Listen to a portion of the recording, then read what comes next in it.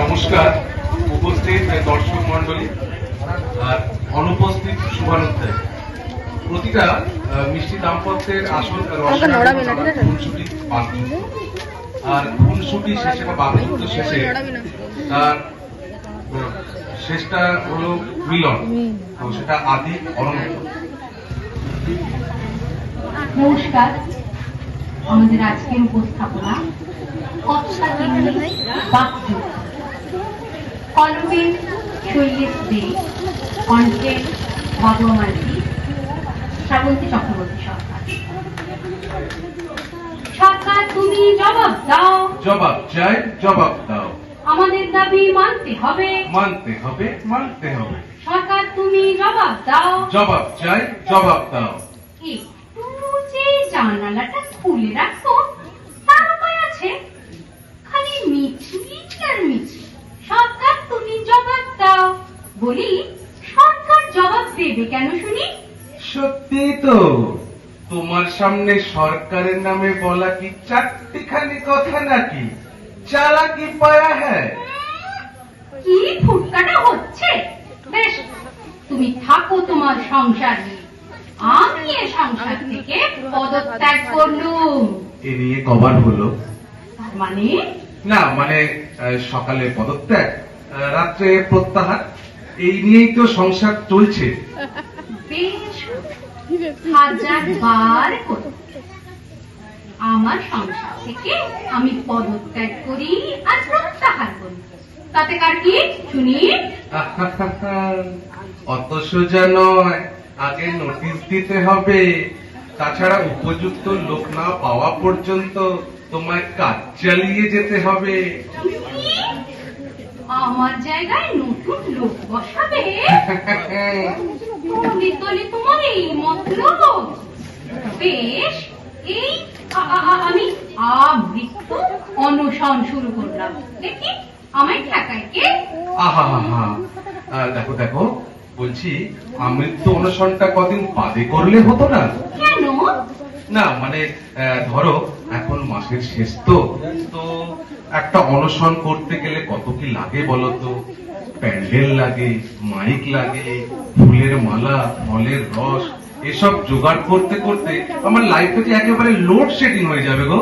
ওকে ওকে ওকে, যে সংসারে আইন শৃঙ্খলা বলে কিচ্ছু নেই, কি করতে গেল মাত্র হলো অনশন। কেন সংসারে আইন শৃঙ্খলার কি হলো অভাব? এটা কি একটা সংসার? বলি, এই যে আমি এতদিন তোমার সংসার করছি, তুমি তুমি আমার জন্য কি করেছ? কেন সংসার করেছি, তোমাকে বিয়ে করেছি। এটা একটা কিছু করো নাকি? হলো না? সবচেয়ে বেশি করা তো তোমাকে সহ্য করা, আর বিয়ে করে আমার হাতে পড়লো হাত করা। কখন মনে ছিল না যখন বলেছিলে তোমার সারা জীবনের ভাত কাপড়ের ভার নিলাম? হ্যাঁ, মনে তো আমার ঠিকই ছিল, শুধু ভাত আর কাপড়ের দায়িত্ব তো আমি নিয়েছিলাম। তা বলে ভাতের সঙ্গে মাছ, মাংস, কাপড়ের সঙ্গে পেটিকোট, ব্লাউজ, মিডি, ম্যাক্সি, এসবের ভার তো আমি নিইনি বাবা। ঠিক আছে, খুব হয়েছে।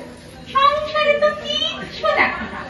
এদিকে ছেলেটা যে একেবারে পকে গেল। কেন? খোকার আবার কি হলো? হলো ঘুমের ঘরে টিয়া সাতটা বলে চেঁচাচ্ছে।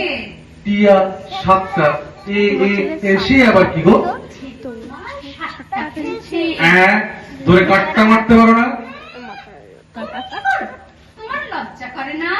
লজ্জা, লজ্জা, ঘৃণা, ভয়, তোমাকে বিয়ে করে আমি তিনটি করেছি জয়। মুখ পোড়া মিনসের কথা শুনে আমার গা জ্বলে যায়। এই রে, এদিকে মিনসের মুখ পোড়াতে গিয়ে উনুনে ভাত পুড়ে একেবারে ছাই হয়ে গেল, সেদিকে খেয়াল আছে? বলি, আতপ চালের পিন্ডি গুলো তোমাকে কে আনতে বলে শুনি? তো আমি কি করব? রেশনের মূল্য তালিকায় দেখলুম এই সেদ্ধ চাল কাটা, ময়দা কাটা, সুজি সোজা সুজি কাটা, সেদ্ধ চাল ফুরিয়ে গেছে তাই আতপ চাল তো বলি ফুরিয়ে যায় কেন? অভ্যেস করিয়ে দিচ্ছে, বিধবা হলে যাতে অসুবিধে না হয়। আমার যেন কথাটা শুনলে আমার পিত্তে চলে যায়। আহ, সরকার না দিলে আমরা কোথায় পাবো বলো তো? বলি সরকার কেন দেবে শুনি? নিজের হিম্মত নেই? তুমি না পুলিশ পুরুষ মানুষ, তোমার লজ্জা করে না সরকারের কাছে হাত পাততে? দেখো দেখো, এতে লজ্জার কি আছে? সরকার দিলে তো নিশ্চয়ই আনতো। সরকার কেন দেবে শুনি? সরকার কি তোমার বাড়িতে কোনো দিনও একবারও পাত পাড়তে এসেছে? আহা, সরকারি তো আমাদের একমাত্র ভরসা। তা এতই যদি বোঝো তাহলে কথায় কথায় সরকারের নামে দোষ দাও কেন? এ কি সরকার দোষ করলে বলতে পারবো না? না, ছাড়টা বলবে ভালো না। লাগছে না আর। ছাড় ছাড় ছাড়। বলি, সরকার যদি এতই খারাপ তাহলে সরকার বাড়ির মেয়েকে বিয়ে করতে গিয়েছিলে কেন? এই মরেছে। আচ্ছা, তুমি কি বুঝতে, কি বোঝো বলো তো? থাক থাক থাক, তোমায় আর আমাকে বোঝাতে হবে না। আরে বাবা, এই সরকার সে সরকার নয়। সাথে মাছ ঢাকা যায় না, জানো? জানো, ভুলে যেও না আমিও শ্যামবাজারের পিতুম সরকারের মেয়ে। সুভাষিনী। হ্যাঁ, সে তো তোমার সুন্দর মতো কথা শুনেই বুঝতে পারছি। তুমি সুভাষিনী, কি সুন্দর তোমার মুখের ভাষা। দেখো দেখো দেখো, এই শেষবারের মতো বলে দিচ্ছি, ফের যদি কোনদিন আমার বাপের বাড়ির নামে দোষ 7 দিয়েছো, মিনিট। আমি ওই পরিবারকে ঝুলে পড়বো। ভগবান, কি আমার মুখ তুলে চাইবে? ছাড় ছাড় ছাড়, আমার সেই কোথায় যাবো? সৌভাগ্য কি আমার হবে? কি বললে? না মানে কিছুটা, বলছিলাম যে বাড়িওয়ালার পারমিশন নিয়েছো? কেন? পিসি? না মানে পিসি, পিসি, পিসি, ওই নাম তো মানে পিসি। ওই গতরে যদি একটু একবার হাত রাখো। তুলে পড়ো, পারিশুদ্ধ পিসি, পিসি, হুড়মুড় পিসি। করে একেবারে গুজরাটের ভূমিকম্প হাতটা ধরো, ভেঙে পড়বে গো। ঠিক আছে ঠিক আছে, তাহলে আমি রেল লাইনে গলা দেবো। দিও না, রেল লাইনের গলা দিও না। ওখানে আজকাল একদম টাইমের ঠিক নেই। দেখবে তুমি খালি গলা দিয়ে পড়েই গেছো, একটু পড়েই হাতটা গেছো, বাড়াও তো। পড়েই গেছো। হাতটা একটু ওদিকে ধরতে গাড়িলে ধরবো? আসছে না। ঠিক আছে, তাহলে না, মানে মানে এই যে এইটা। আগুনে পুড়ে আমি মরবই মরবো। খবরদার, খবরদার, কেরোসিন তেলে একদম হাত দেবে না।